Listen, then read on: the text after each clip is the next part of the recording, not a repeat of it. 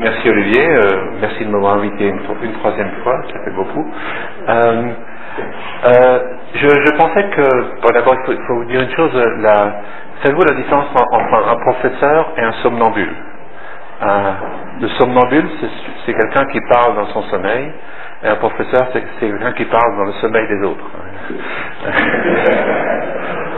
Je me suis dit que après une 6 semaines de parler du paludisme, c'est peut-être intéressant de réfléchir que le paludisme, c'est pas quelque chose qui existe tout seul. C'est quelque chose qui existe dans le contexte d'un tas d'autres maladies qui, bien souvent, interagissent les unes avec les autres. Alors, j'ai peut-être un... Qu'est-ce que je fais pour... j'appuie là-dessus. D'accord. Pardon.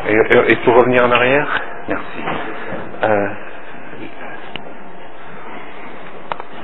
J'aime bien des sous-titres, mais je me suis dit, c'est un train peut en cacher un autre, mais je ne me suis pas rendu compte quand j'avais fait ce sous-titre que c'est quelque chose qui risque pas d'arriver à Madagascar. Parce que ce serait déjà bien de voir un train, mais d'en voir deux en même temps, c'est beaucoup. Mais dans le reste du monde, souvent il y a deux trains, et on en voit un, puis il y en a un derrière. Et en fait, c'est exactement ce qui se passe souvent dans les maladies infectieuses et dans le paludisme en particulier. Alors, il y a plusieurs choses à voir. Il y a en particulier la relation entre les espèces de Plasmodium, la relation qui pourrait être très importante, mais qui ne l'est peut-être pas encore, la relation entre le paludisme et le sida, la relation entre le paludisme et les autres maladies parasitaires, et en particulier on parlera surtout des maladies à helminth qui de plus en plus on se rend compte qu'il y a des interactions très importantes. La relation du paludisme et des vaccinations, et ça c'est simplement en préparation à la dernière partie de cet entretien qui va s'occuper de regarder comment on peut jouer sur ces interactions pour avoir une nouvelle conception des programmes de contrôle. Voilà. D'abord la relation Plasmodium falciparum avec Plasmodium falciparum. Vous savez que les isolats de falciparum sont tous morphologiquement identiques, mais ceci cache un énorme polymorphisme.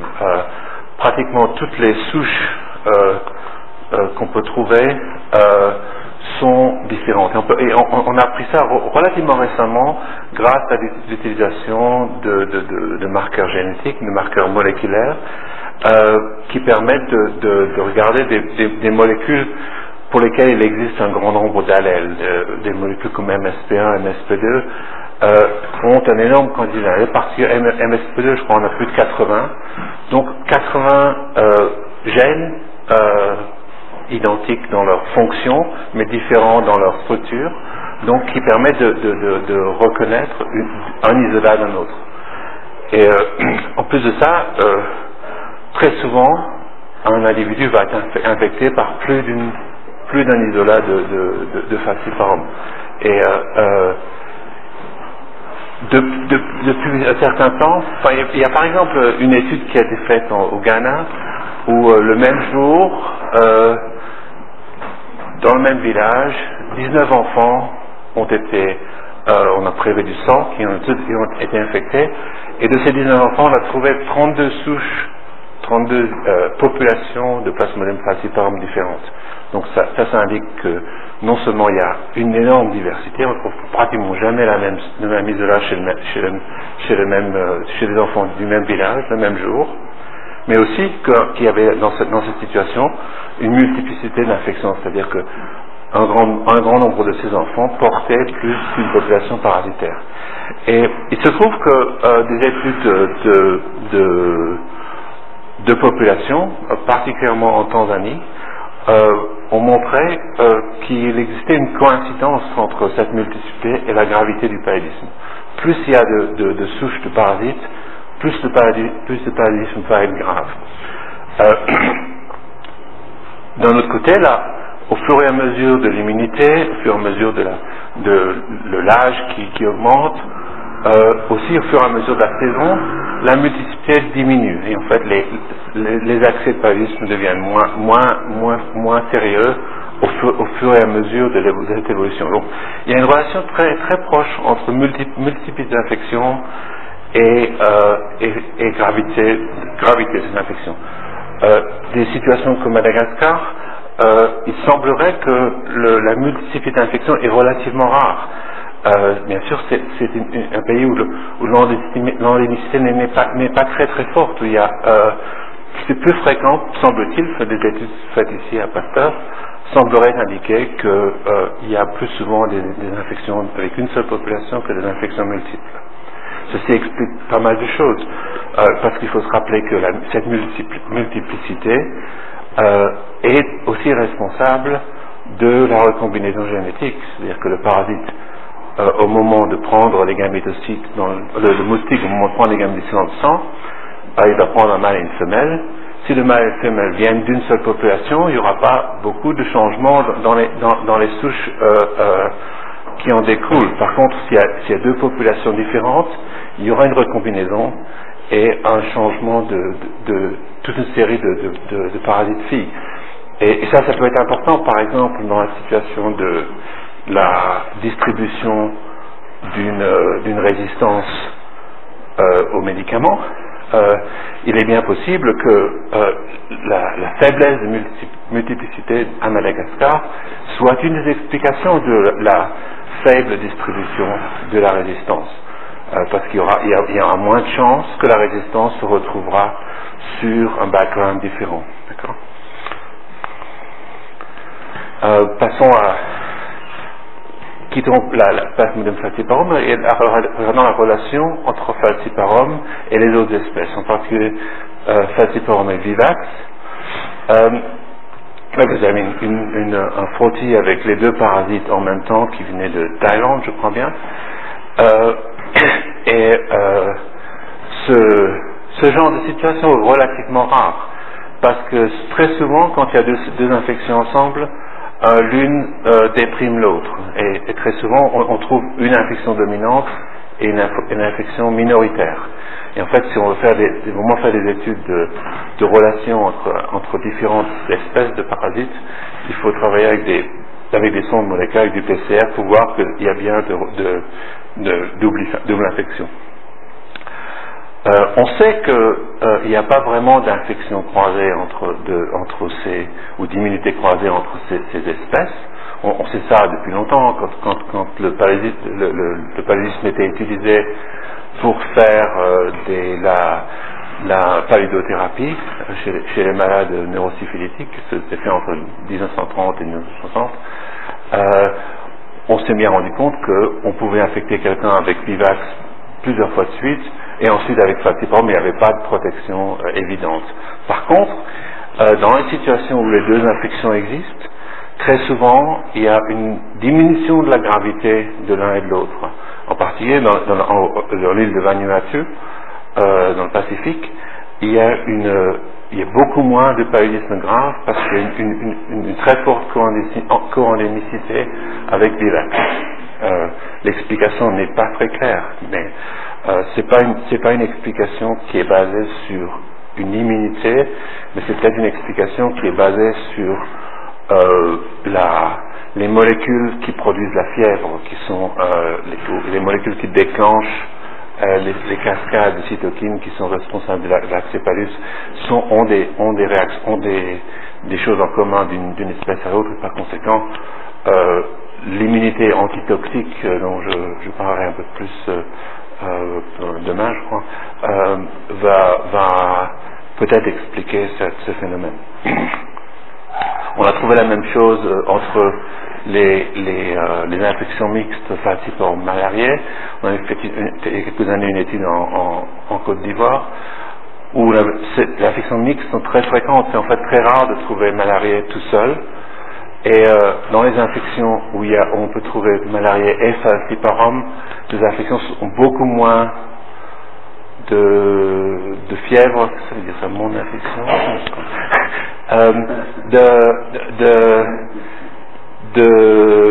beaucoup moins de fièvre, beaucoup moins de signes cliniques que les infections falciparum tout seul. Donc là aussi, une relation de diminution de la gravité due à la co-infection.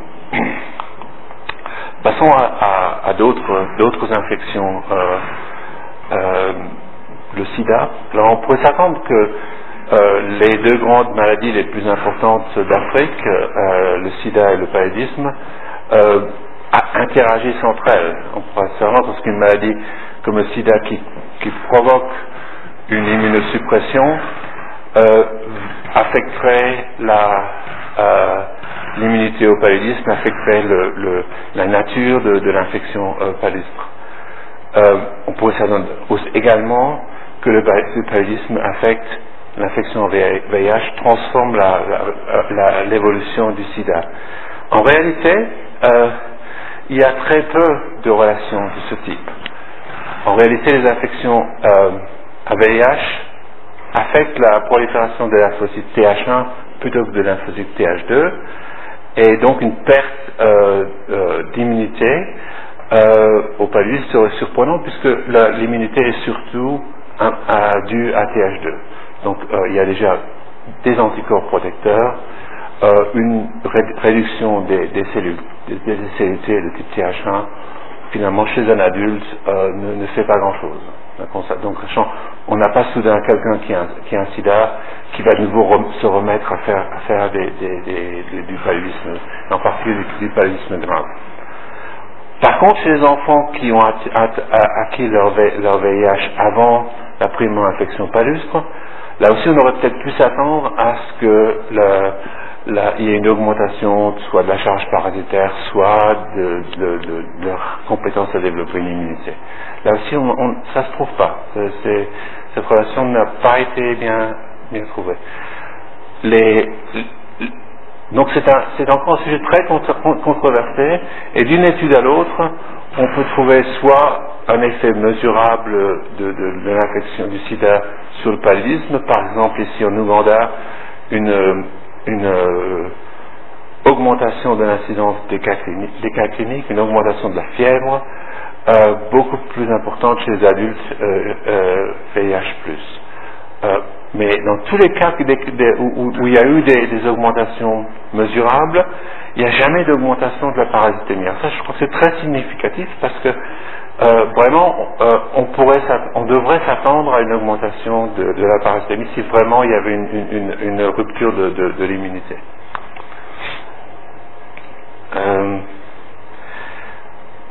Il n'y a aucune étude qui ait montré une augmentation significative de la mortalité. Et en particulier, il n'y a pas eu d'étude qui a montré une augmentation des cas de neuropaludisme.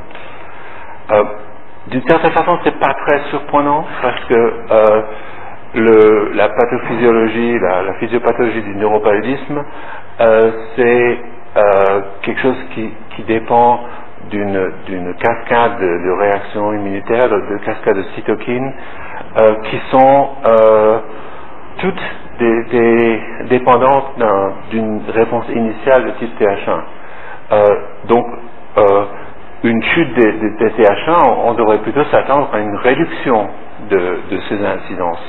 Bon, les réductions dans une maladie qui est relativement rare, c'est beaucoup plus difficile à montrer. Chez des modèles expérimentaux, chez la souris, par exemple, on a une espèce de sida ou de VIH, d'équivalent VIH de la souris, il y a effectivement une réduction de la possibilité de faire du neuropaludisme chez la souris. Donc c'est quelque chose qui correspond un peu à ce qu'on trouve. La seule situation où l'infection ou le sida a vraiment un facteur aggravant significatif sur l'évolution du paludisme, c'est dans la grossesse. Et tout se passe comme si normalement, on a parlé de ça au cours de certaines des présentations, l'infection chez la primipare, il se passe comme s'il y avait une perte d'immunité, c'est pas le cas, mais tout se passe comme s'il y avait perte d'immunité, et ensuite, au cours des grossesses ultérieures, il y a une résistance de plus en plus forte au paludisme. Chez les sujets co-infectés avec le VIH, il y a une cette évolution avec le nombre de parités n'existe pas. C'est-à-dire que une multipare qui a eu 5 ou 6 grossesses va se comporter vis-à-vis de l'immunité au parallélisme comme une primipare.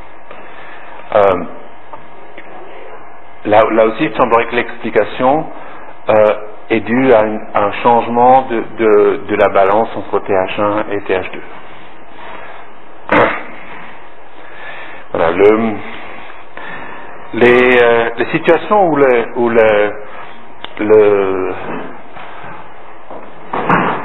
dans les années récemment, on a commencé à regarder des relations entre des helmathiases et le paludisme. La relation n'est pas toujours simple, elle n'est pas toujours, elle fonctionne pas toujours dans la même direction en fonction des études, mais grosso modo, la relation est la suivante, c'est-à-dire que le paludisme aggrave la morbidité par schistosomiase, des études faites au Sénégal, et aussi dans le même pays, la schistosomose augmente la fréquence de gravité des attaques au paludisme. Là aussi, l'explication habituelle, c'est un changement de la relation TH1-TH2. On peut peut-être pas très bien voir ce qui se passe dans cette... Voilà. Là, une étude qui a regardé les GOL-MAT, le trichuris, ascaris, ankylostome, etc. Et la relation entre palud et ces infections à verre. Et en fait, là, dans cette étude en particulier, ils ont regardé la relation avec la multiplicité d'infections, que je vous ai dit, la multiplicité d'infections est en relation relativement directe avec la gravité de cette infection.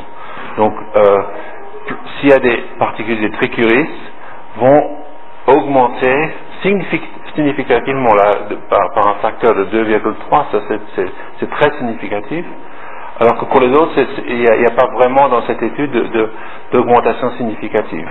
Vous augmentez significativement le nombre d'infections multiples, donc la gravité de cette infection falciparum. Il faut faire très attention avec ce genre d'études. Peut-être une des raisons pour laquelle il y a tellement de variations d'une étude à l'autre, d'un pays à l'autre, c'est que vous savez sûrement que les infections à GOL-MAT sont très souvent sous forme de clusters dans une population. C'est-à-dire qu'on va trouver une distribution des GOL-MAT dans la population, mais un grand nombre vont avoir un petit nombre de parasites, et un petit nombre de membres de cette population vont avoir un grand nombre de parasites. Et cet effet de cluster, il faut vraiment en tenir compte dans une analyse de ce type, parce que il est très possible que ce genre de résultat soit en fait un artefact. Néanmoins, c'est intéressant qu'il y ait cette relation. Le fait qu'il n'y ait pas de relation avec l'ankylostome en soi est assez intéressant aussi, parce que le paludisme et l'ankylostomiase sont des infections qui produisent toutes les deux l'anémie. Donc le fait d'avoir une anémie, le fait d'avoir peut-être une perte de fer, et peut-être le fait explique peut-être que dans ces cas il y a en fait une réduction de la gravité de l'infection par rapport à... On sait par exemple que de donner du fer comme élément nutritionnel dans certaines situations a augmenté la sévérité du paludisme. Les choses sont moins claires dans la filariose. C'est clair dans cette situation-là, qui est en fait une situation expérimentale chez un animal de laboratoire, où la co-infection augmente la gravité du paludisme. Et elle l'augmente seulement dans la phase de début, avant que la filariose, qui est une maladie chronique, avant que la filariose n'atteigne ce stade de chronicité. Néanmoins, c'est intéressant parce que la relation filariose-paludisme particulier parce que très souvent, c'est le même vecteur et très souvent, on va agir, les méthodes de contrôle qui agissent sur l'un peuvent également agir sur l'autre.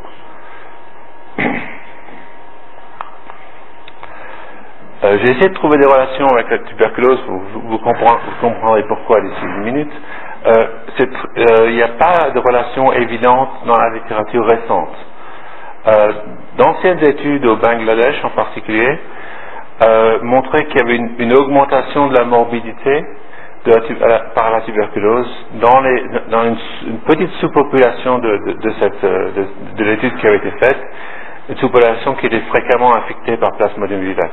Là aussi, il y avait une forme de clustering où c'était toujours la même sous-population qui était infectée. Cette sous-population, c'était ceux qui se retrouvaient fréquemment dans les dispensaires antituberculeux. Mais comme dit, c'est relativement rare de trouver ce genre de relation et j'aurais aimé en avoir plus pour la suite de l'exposé. Là aussi, vous allez voir pourquoi je parle de PEV et de vaccination. On sait que le paludisme aggrave pas mal des infections contre lesquelles on vaccine l'enfant, particulièrement la rougeole. On sait par exemple que la transmission transplacentaire d'anticorps chez la femme avec paludisme est réduite. C'est peut-être une raison de l'existence de tétanos néonatal dans certaines situations, où en fait le tétanos néonatal suit un peu les pics d'infection. J'ai regardé assez près à une étude qui avait été faite au Sénégal et où le pic de tétanos néonatal apparaissait au moment de la saison des pluies dans une région où il y a très peu de transmission. Ceci ne veut pas forcément dire que c'est une relation avec le paludisme. La saison des pluies, ça représente beaucoup d'autres choses, de contact avec les spores de tétanos. Donc il y a beaucoup d'explications possibles. Mais c'est un facteur qui peut peut-être expliquer cette relation. Dans l'ensemble, le paludisme réduit l'efficacité des vaccinations de l'enfance. Et dans pas mal de cas, les programmes de PEV, en même temps que de donner la vaccination, ont donné une chimioprophylaxie aux enfants vaccinés. Et en fait, c'est un peu la base de cette pratique relativement empirique qu'on va commencer à réfléchir aux interactions entre le paludisme et les interventions de contrôle. N'hésitez pas à interrompre à tout moment, c'est peut-être bien plus sympathique que d'attendre la fin.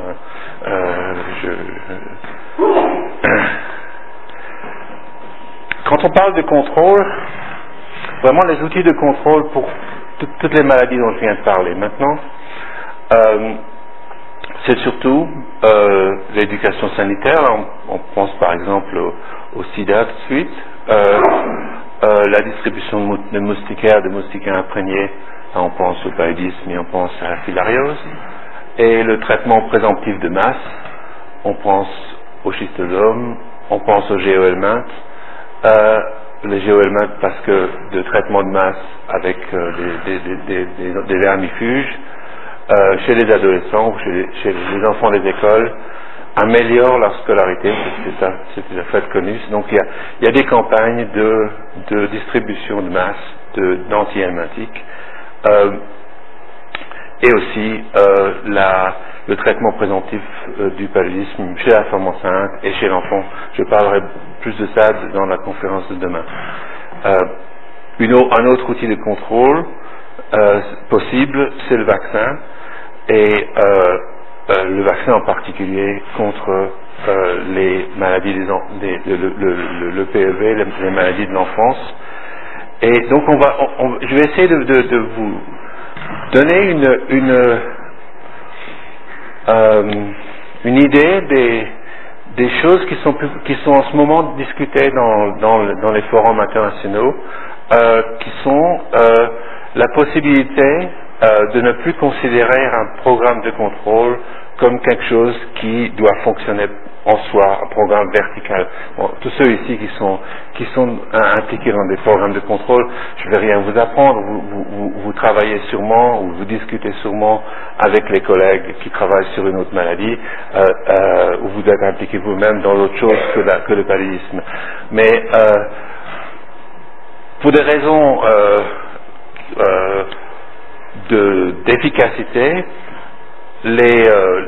les agences de financement commencent à dire oui, on pourrait peut-être gagner une efficacité opérationnelle, une efficacité financière, on sera moins cher d'intégrer ces programmes et d'en faire plusieurs à la fois. Par exemple, si on va distribuer du praziquantel pour la schistosomiase, de l'albendazole pour la géroulmate, et on pourrait en même temps distribuer un antipalustre pour le palu. Si on utilise les programmes du PEV comme véhicule pour distribuer du moustiquaire, comme véhicule pour distribuer des médicaments pour le paludisme, peut-être que ce serait beaucoup plus efficace. Et il faut bien dire qu'en ce moment, c'est vraiment je suis dans ce sujet depuis plus de 30 ans, c'est depuis quelques années, on voit vraiment apparaître une prolifération de grands programmes, de programmes qui ont des fonds qui n'ont aucun rapport avec les fonds dont on disposait pour faire de l'élimination il y a une dizaine d'années. On parle d'un programme sur la bilharziose, par exemple, de 40 millions de dollars pour un ou deux pays. Enfin, c'est des chiffres qu'on ne mettait pas en rapport avec des maladies tropicales il y a quelques années. Donc, il y a en ce moment un courant de financement qui est là et dont les philosophes de l'intervention pensent qu'il faut tirer parti et profiter au mieux pour avoir un résultat dans moins de temps. Par exemple, là c'est une des opérations, je ne sais pas si vous pouvez lire, c'est pas très important. Le principe de cette opération, c'est piggyback. C'est quelqu'un qu'on porte à califourchon, ça s'appelle piggyback en anglais. Donc on a une opération et on met une autre opération dessus. Alors là, dans ce cas, c'est la Croix-Rouge internationale au Togo qui a intégré un programme de lutte contre le paludisme avec ses programmes de lutte contre la rougeole et qui, en même temps que de donner les vaccins pour la rougeole, distribuait des moustiquaires imprégnés gratuitement, donner de la vitamine A, donner des antipalus dans certains cas. Et cette interaction entre les deux a été bénéfique pour les deux. Il y avait beaucoup plus d'enfants qui venaient se faire vacciner pour la rougeole qu'auparavant, parce que les parents voulaient profiter du fait qu'ils allaient recevoir une moustiquaire gratuitement. D'accord ? Donc, les bénéfices ne sont pas forcément dans un seul sens, c'est des bénéfices qui sont partagés. Donc, dans ce cas, c'est peut-être une des opérations les plus qui ont eu le plus de succès récemment d'interaction entre de tels programmes. Alors, j'ai pensé, on pourrait peut-être réfléchir à ce qu'il est possible de faire dans une telle situation à Madagascar. Parce qu'il faut bien dire que l'idée d'interaction entre les programmes de contrôle, c'est bien joli, mais vraiment, c'est basé uniquement sur de la théorie. Il y a très peu de programmes pratiques qui ont vraiment évalué si ces différentes interventions ont vraiment un effet positif l'un sur l'autre, toujours. Est-ce qu'il n'y a pas des effets pervers cachés qui en fait aggraveront l'infection. Je dis, dans le cas des helminthias, par exemple, le résultat n'est pas toujours certain des études qu'on a fait. Dans certains cas, ça va dans un sens plutôt que dans l'autre. Donc, en regardant par exemple la carte de distribution des schistosomes à Madagascar, on voit tout de suite que là, il y a une distribution qui évite un peu les grands termes d'une certaine façon, et qu'il y a une distribution de schistosome mansoni ici, et hématobiome dans le reste du pays. Pardon, voilà. Si on regarde la distribution des anophèles vecteurs de paludisme, vous voyez que là aussi c'est une distribution qui est un peu partout, mais en fait le paludisme est surtout dans les régions côtières. La population aussi, c'est important dans une interaction de ce genre. La population, elle est où? Elle est surtout dans les hautes terres, mais aussi dans les régions côtières. Donc on pourrait très bien concevoir, si j'avais à mettre sur place un programme pour regarder l'interaction, moi je choisirais un endroit où, par ici, sur la côte, c'est aussi là que se trouvent les filarioses, les helminthias bien sûr elles sont partout, où on commencerait à distribuer de l'albendazole pour les helminthias et les filarioses, des moustiquaires imprégnés pour le palu et les filarioses, du pradicantel pour le schistosome, de la céphaloxine pyriméthamine pour le paludisme de l'enfant, donc en même temps que les vaccinations. Donc on aurait en fait la possibilité là de voir clairement comment se passent ces interactions. Je pensais que c'était peut-être intéressant d'avoir une discussion avec vous qui connaissez le sujet beaucoup mieux que moi. Là, j'ai choisi ces cartes au cours de la matinée. C'est pas quelque chose qui est très réfléchi, c'est quelque chose qui est pour vous provoquer à discuter, à me dire que c'est complètement idiot ce que vous racontez. C'est pour voir dans quelle mesure on pourrait interagir de façon positive pour améliorer les procédés de contrôle. Merci.